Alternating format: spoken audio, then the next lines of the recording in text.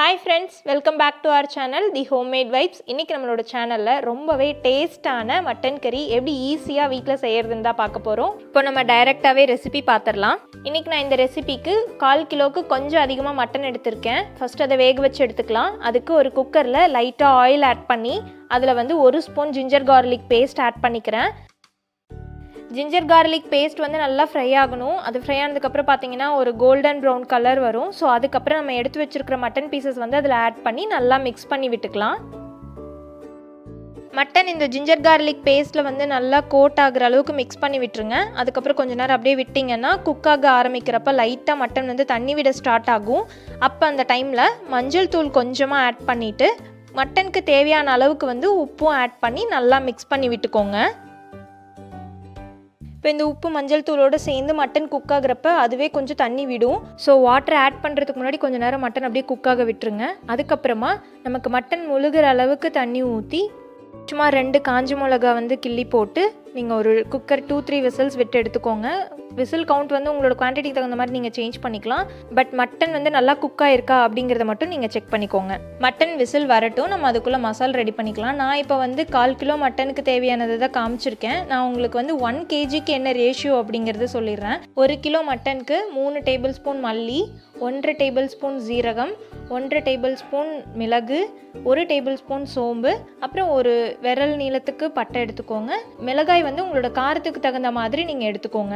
நான் கொஞ்சம் ஸ்பைஸியாக வேணும்னு சொல்லி 2 மிளகாய் எடுத்திருக்கேன். நீங்கள் உங்களோட மிளகாய் காரத்துக்கு தகுந்த மாதிரி நீங்கள் மிளகாய் கவுண்ட் வந்து சேஞ்ச் பண்ணிக்கோங்க. அப்படி காரம் பத்தலைனாலும் நம்ம கடைசியாக ஆட் பண்ணிக்கலாம். இப்போ இது எல்லாத்தையும் பொன்னிறம் ஆகிற வரைக்கும் வறுத்து ஆற வச்சு பவுடர் பண்ணி எடுத்து தனியாக வச்சுக்கலாம். அதுக்குள்ளே நம்ம மட்டனும் குக் ஆகிடுச்சு. இப்போ இதை தாளித்து விடுறதுக்கு நான் வந்து ஒரு 10 சின்ன வெங்காயம் எடுத்து பொடி பொடியாக நறுக்கியிருக்கேன். 1/4 கிலோ மட்டனுக்கு நான் 10 சின்ன வெங்காயம் எடுத்திருக்கேன். நீங்கள் வந்து உங்களோட குவான்டிட்டிக்கு தகுந்த மாதிரி சின்ன வெங்காயம் எடுத்துக்கோங்க. இப்போது ஒரு கடாயில் 1 டேபிள் ஸ்பூன் நெய் விட்டு அதோட 1 டேபிள் ஸ்பூன் எண்ணெய் சேர்த்துக்கிறேன். இது சூடானதுக்கப்புறமா ஒரு 4 முந்திரி இதில் சேர்த்துக்கிறேன். முந்திரி வந்து ஆப்ஷனல் தான், உங்களுக்கு தேவையில்லைன்னா நீங்கள் விட்டுடலாம். முந்திரி நல்லா பொன்னிறமாக ஆனதுக்கப்புறம் இதில் வந்து 1 டேபிள் ஸ்பூன் இஞ்சி பூண்டு பேஸ்ட் ஆட் பண்ணிக்கிறேன். இதை நல்லா சேர்த்து கலந்து விட்டுடலாம். இஞ்சி பூண்டு பேஸ்ட் வந்து பச்சை வாசனை போகிற வரைக்கும் நீங்கள் வந்து ஃப்ரை பண்ணிக்கோங்க. இப்போது இஞ்சி பூண்டோட பச்சை வாசனை போயிடுச்சு. இதில் நம்ம பொடியாக கட் பண்ணி வச்சுருக்கிற சின்ன வெங்காயத்தை வந்து ஆட் பண்ணி நல்லா மிக்ஸ் பண்ணி விட்டுக்கலாம். இதோடவே வெங்காயத்துக்கு தேவையான அளவுக்கு உப்பு சேர்த்து நல்லா மிக்ஸ் பண்ணி விட்டுக்கலாம். இப்போ இதில் ஒரு 4 கருவேப்பிலை நான் சேர்த்துக்கிட்டேன்.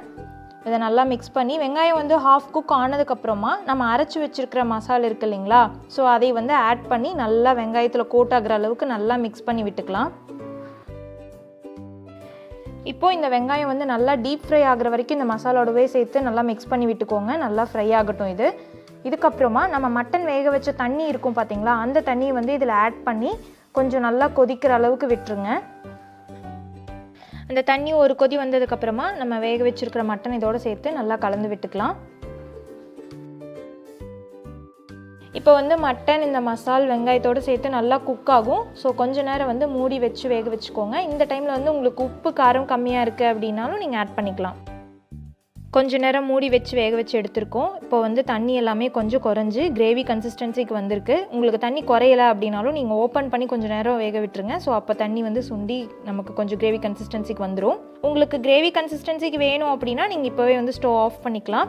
அப்படி இல்லை ட்ரையாக வேணும் அப்படின்னா இன்னும் கொஞ்சம் தண்ணியை ட்ரை பண்ண விட்டு கொஞ்சம் ட்ரையாக பண்ணிக்கலாம். ஸ்டவ் ஆஃப் பண்ணதுக்கப்புறமா லைட்டாக பெப்பர் பவுடர் வந்து இதில் தூவ விட்டு மிக்ஸ் பண்ணி விட்டுட்டிங்கன்னா நல்லாயிருக்கும். உங்களுக்கு பெப்பர் டேஸ்ட் பிடிக்காது அப்படின்னா நீங்கள் அவாய்ட் பண்ணிக்கலாம். அவ்வளோதான், ரொம்பவே டேஸ்ட்டான மட்டன் கறி ரொம்ப ஈஸியாக சிம்பிளாக வீட்லேயே செஞ்சிட்டோம். இதோட டேஸ்ட் வந்து ரெஸ்டாரண்ட்டில் சர்வ் பண்ணுற மட்டன் கறி டேஸ்ட்லேயே தான் இருந்துச்சு. கண்டிப்பாக உங்கள் வீட்டில் நீங்கள் ட்ரை பண்ணி பாருங்கள். இந்த கறி வந்து இட்லி, தோசை, சப்பாத்தி கூடலாம் சேர்த்து சாப்பிடும்போது ரொம்ப நல்லாயிருக்கும்.